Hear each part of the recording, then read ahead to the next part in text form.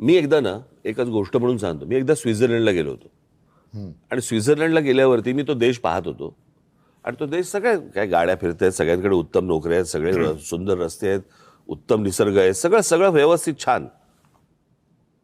तो सगळा देश पाहताना मला पहिला मनात प्रश्न आला, इथला विरोधी पक्ष काय करतो. हो. म्हणजे निवडणुकीच्या तोंडावरती काय सांगतो तो, की मी तुम्हाला हे देईन, मी तुम्हाला ते देईन, मी तुम्हाला त्या कल्पनेच्या बाहेर होतो मी. बरोबर आहे. मुंबईमध्ये मुंबईकरांना काय पाहिजे हे मला असं वाटतं मुंबईत तुम्हाला तिथे जन्माला आल्याशिवाय कळणार नाही.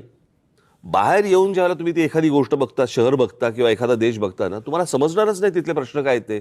आता उदाहरणार्थ समजा तुमचा कुठचा काय गृहनिर्माण मंत्री किंवा अजून कुठचा PWD मिनिस्टर किंवा अजून कोणतरी हे बाहेरचे ज्यावेळेला येतात, ते ज्यावेळेला मुंबईत येतात त्यावेळेला त्यांना प्रश्न पडतो, सर प्रॉब्लेम काय शहराचा.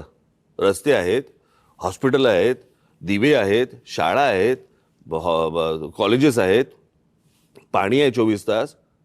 इथले प्रॉब्लेम काय आहेत. कारण तो कंपॅरिझन करतोय त्याच्या रस्त्यांशी, त्याच्याकडच्या लोड शेडिंगशी, त्याच्याकडच्या सगळ्या गोष्टींशी. त्याच्यामुळे हे सगळे प्रॉब्लेम होतात. तुमची मानसिकता कशी आहे.